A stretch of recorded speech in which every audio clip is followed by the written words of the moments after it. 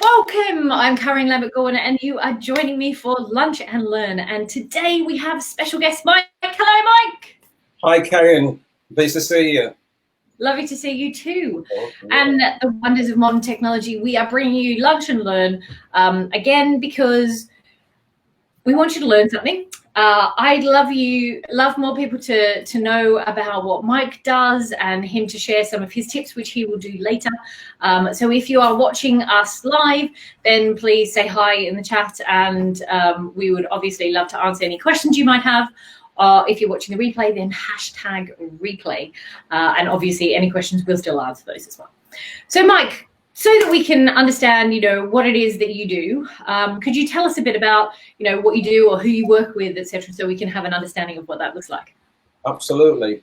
Well, I typically work with women business owners in their 40s who are suffering from a lack of confidence and lost identity and lost their direction for over a year. And I help them to rediscover their identity so that they're more motivated, more confident and in control of their life.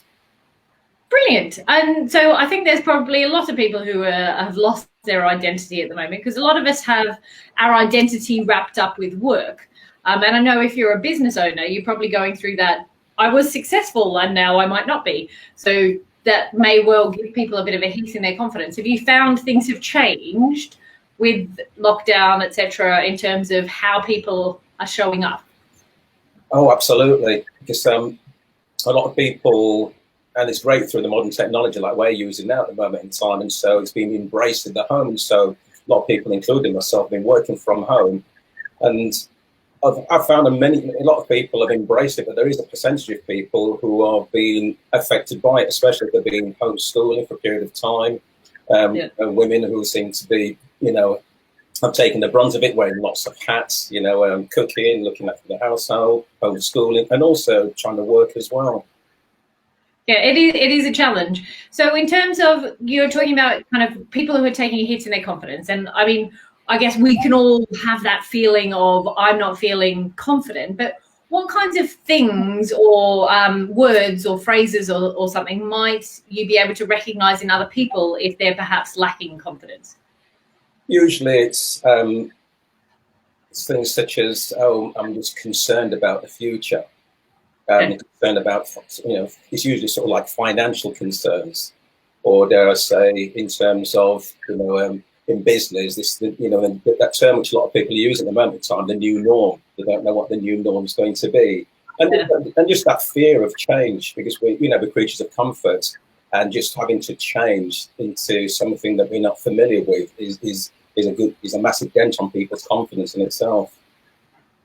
And it is, and I think a lot of people, whether they're women business owners or not, have different ways of displaying that. And I think that whole kind of fear of the future, I certainly recognise that that indecision, I guess, because with that fear comes an inability to make decisions. So when I'm talking about business owners in terms of getting support to help them survive, a lot of them are stuck in that indecision of, I know if I don't spend any money right now, I'm not going to have a business, but I'm still struggling with spending money right now. So it's that, should I, shouldn't I, what should I be doing? Oh, I've got so many things, I don't know where to start, and you just end up with that amorphous blob of mess.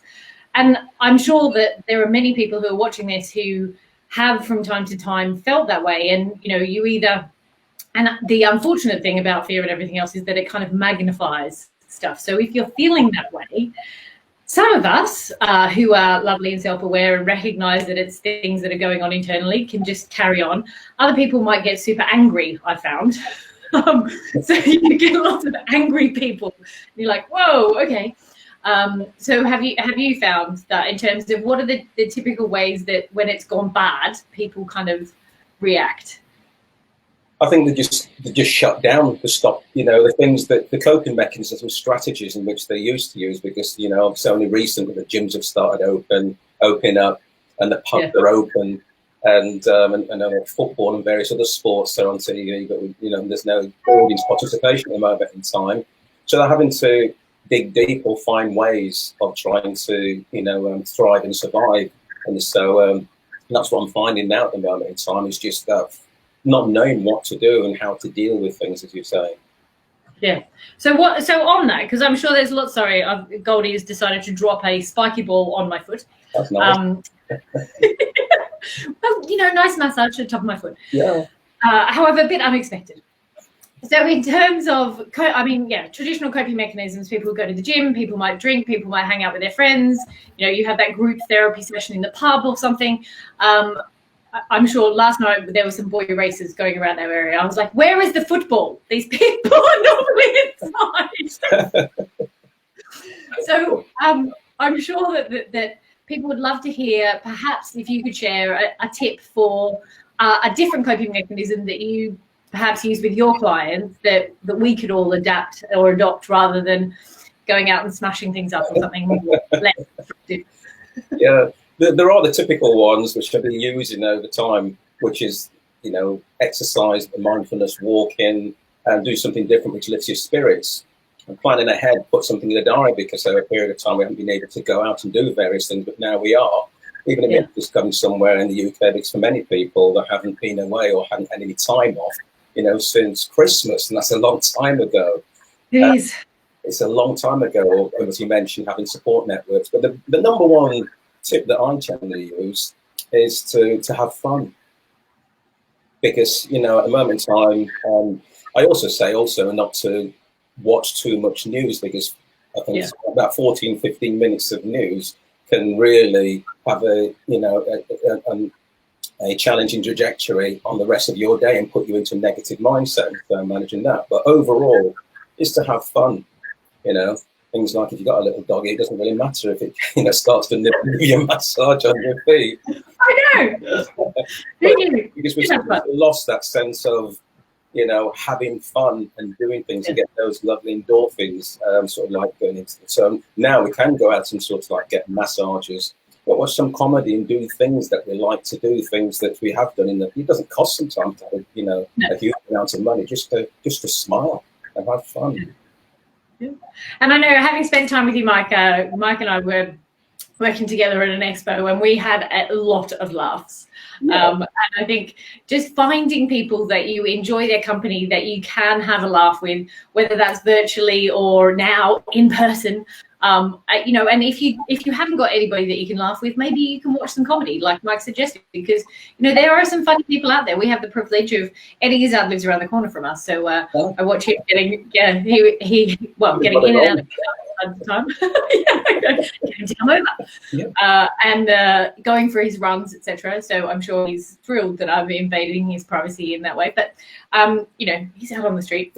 We had, just as an aside, when we were doing the NHS clap, he happened to be finishing his run and he was running up the street. So it was like we were all clapping at his office. He was running up the street. Yeah. So that was, and I think it's those small moments. It doesn't have to be a big deal, does it? So what are the things that you like to do for fun, Mike? I know you're you like a bit of a boogie from time to time, don't you? I do, and quite rightly so. And so I had lots of activities that was booked all through the summer, and so most of those have been cancelled, and so they've actually gone online. And so I've got a lot of friends. Yeah, so I've got a lot of friends who are DJs, who are having virtual parties, and I was also involved in the entertainment industry many years ago, and so we've been connecting online with lots of those groups of people who we work with and have lots of fun.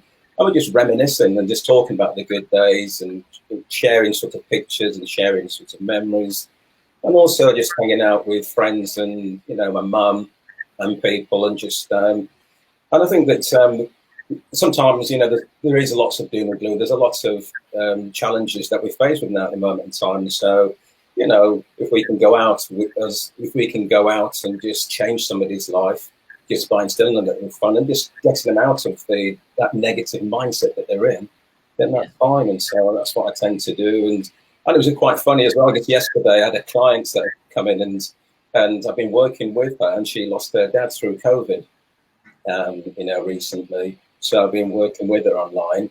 And then yesterday, we met for the first time in the clinic. In the flesh. Yeah, and and it's very emotional, Because Yeah. it's like, in terms of the businesses that we do, you're a very huggy, touchy, huggy, feely person, and you're walking, and it's on the 2 meter distance and all the rest of it. And normally you'd welcome him in, give him a big hug, give him a cup of tea or some water, and it's like, you can't do all that, and it takes away a bit of you. And as she was leaving, we did an amazing session. And as she was leaving, she was walking up the stairs, and it was booked, for the next appointment. She said, "Can I give you a hug?" Yeah. Yeah. And I think that's so important, because hugs are healing, and it's really challenging when, your first reaction, we've been house hunting and doing various other things, which ordinarily, you meet someone, you shake their hand, you connect with them as a person, or you reunite with someone. I just want to give you a hug. And so there's this weirdness of, so is it okay if we hug now? Like, well, oh yes, we're okay with hugging. Great. And then, it's fine. Or we can do the elbowing, which is just weird, I think. But or virtual high fives. Yeah. So yes, I think that is strange. But I saw one grandmother had this amazing thing where, I don't know whether she had a plastic sheet or just a sheet.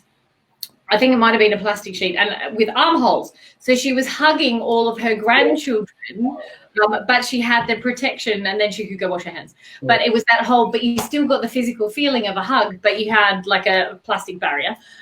So everybody was safe. I think that's more effective than a mask. But yeah, get a piece of plastic, cut some armholes, hug.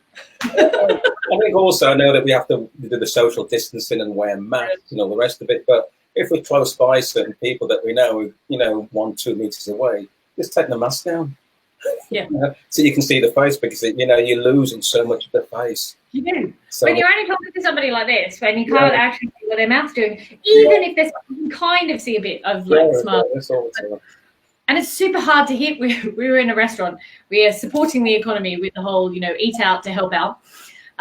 If you haven't done that, great. You get, if there's 2 of you, 20 quid off your meal. Good stuff. So we were doing that, and one of the serving staff had an accent as well. So it was like, oh, and she's through a mask. I'm like, what are you saying right now? So, yeah. And I do have to say that there's, everybody has different ways of how they want to feel safe and protected at the moment. And it's such a challenge of, where can you wear a mask? Where do you not wear a mask? What do you do in this country or that country? And, my parents are in Australia, where luckily they're in Sydney, but I do have some other family who are in Melbourne, in Victoria, where they have a curfew at the moment. So, you cannot go out from 8 o'clock at night or something until 7 o'clock in the morning. So, unless you're supposed to be working or something along those lines.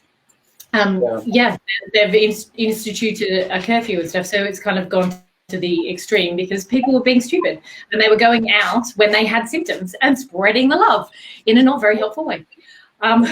So be responsible, people. Because, we don't know how people react. I know there's a whole bunch of people who think that it's a complete farce and everybody's just being controlled, and there are other people who are genuinely getting sick, and like your client's father, who unfortunately died. So it's challenging at the moment, and I think that with that comes the need for more confidence. So if you can get out and have fun, people, I think definitely be doing that. And thank you for sharing what your fun is, Mike, because that might give some people some ideas of how can I do what I ordinarily wanted to do. Because I think we went through that phase of protesting, didn't we, of like, they've stopped me from doing this, I can't do that. And, you get really frustrated by being told you can't. And sometimes that leads to other behavior of, well, I'm just going to do it anyway. But finding positive ways to actually do fun stuff is good as well. Yeah, and I think that's the overarching thing. It's finding those ways to do it. And there's a lot of things that we can do, because up here in Chesterfield, Sheffield, the weather's absolutely beautiful. It's supposed to be a beautiful weekend as well. And normally I would be at I would have been at Silverstone, watching the Formula 1 and so shouting and screaming, in front of the TV. And although, and it's disappointing, because you can see that the presenters and the drivers are, driving around and doing their best with the visors down, and they're going around the track, and then they come out, and then straight away. They've got to put the sort of like the mask on and everything. And so I think you just take it, as you guys say, take it as it is, see it as it is, not worse than it is. And at the end of the day, take the positives out of it, all the time, because there is a lot, and it's down to ourselves individually to just to step up and to find that resilience, that emotional resilience to take us forward. And I think, that's another great tip of, yes, you are quoting me back to me, but the whole kind of, as humans, we do have a tendency to catastrophize, which is why the news is so negative, because people there are certain people who appreciate that. They know that it will get a reaction, so the news is typically quite negative. And it doesn't take much for us as humans to go into this negative downward spiral and everything is gone really bad.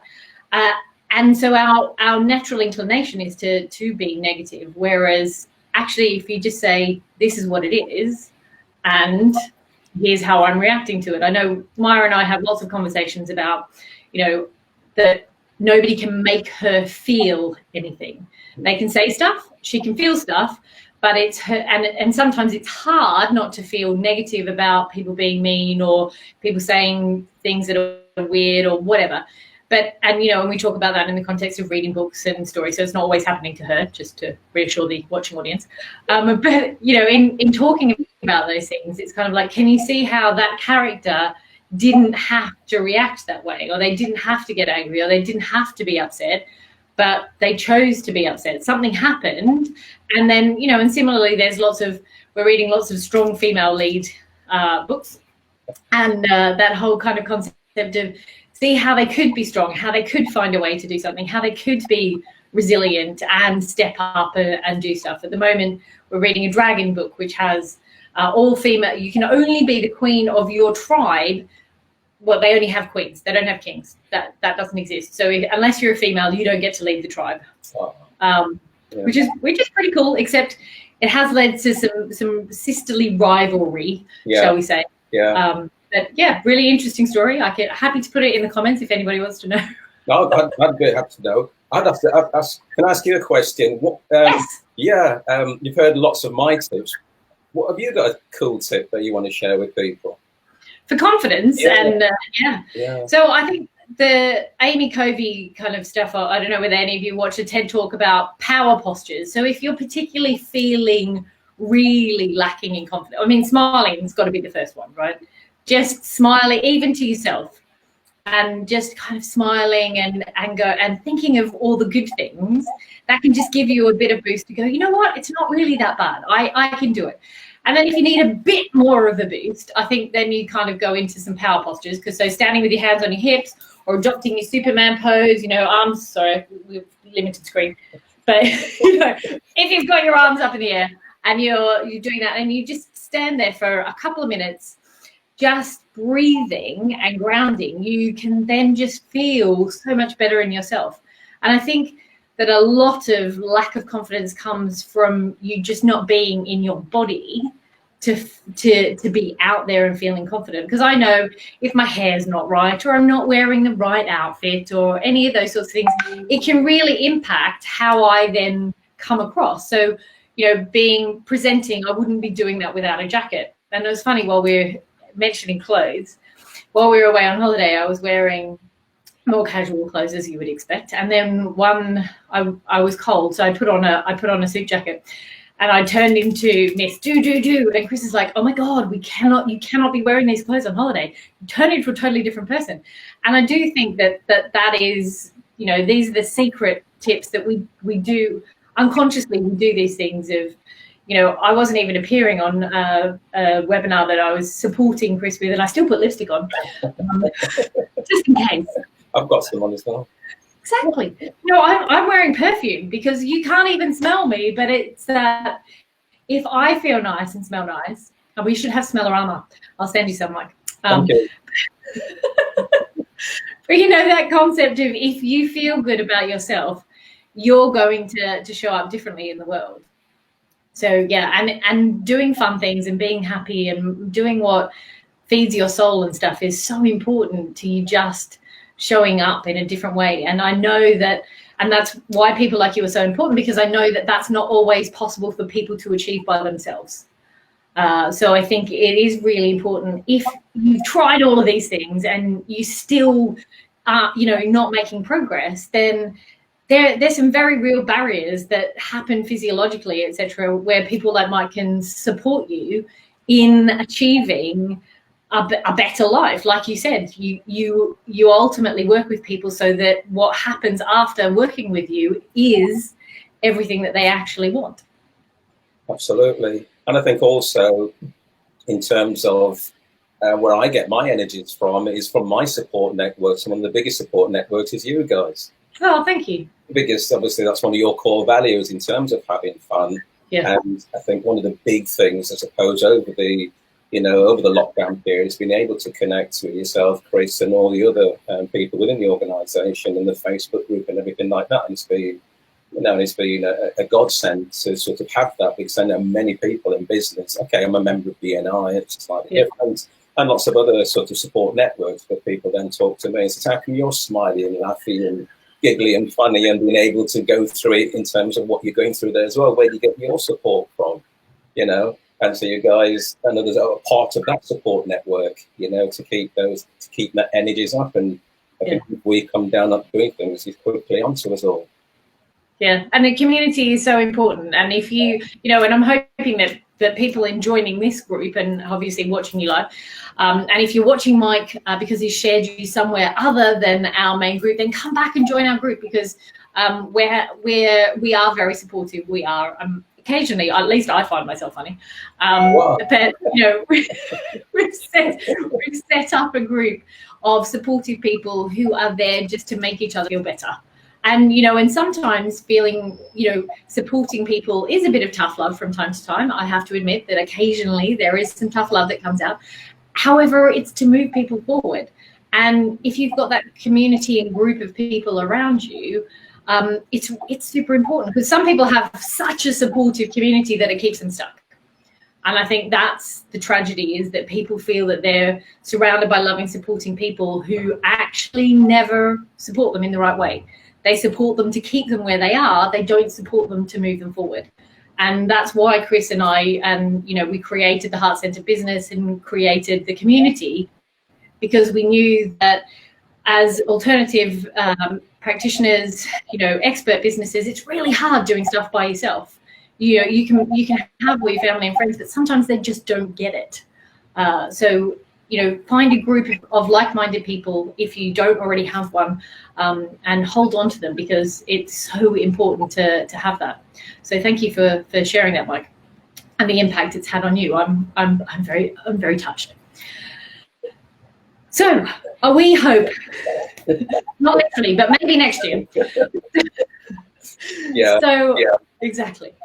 And that's tough too. All the plan, like you said, all your plans, everything else that go out the window, and we make do with what we can, but it doesn't replace physical presence with people. So if you can get out there and take advantage of meeting people and being in their physical presence, it makes a huge difference.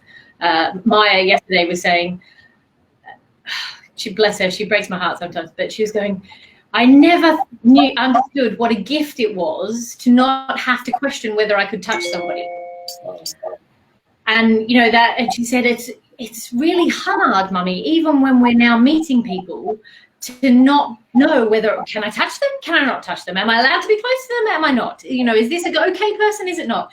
And you just kind of think, oh wow, like what are we doing to children right now, where we're creating these crazy ideas and stuff. And she's adapted really well. She and her best friend yesterday spent hours literally on Zoom, because her best friend's overseas at the moment. She's gone on family holiday, but they still had a Zoom meeting where Maya had all of her little paper unicorns and mermaids, and they were role playing, and Eloise was naming them, and and they would, oh, what does this character do, and now you do this, and I can hear all this very complicated role play going on over Zoom. But it's heartbreaking that they've had to learn how to do that. Very positive, and yet also kind of like we would never have done that as children. So cool. So get out there, hug people, be confident, and have an amazing day. Thank you so much for joining me, Mike. Thank you very much, Karen. Really appreciate it. Look forward to seeing you in person soon. In person. You need a hug. Exactly. So give yourself a hug, everybody, and go have an amazing lunch and rest of the day. Take care. Bye.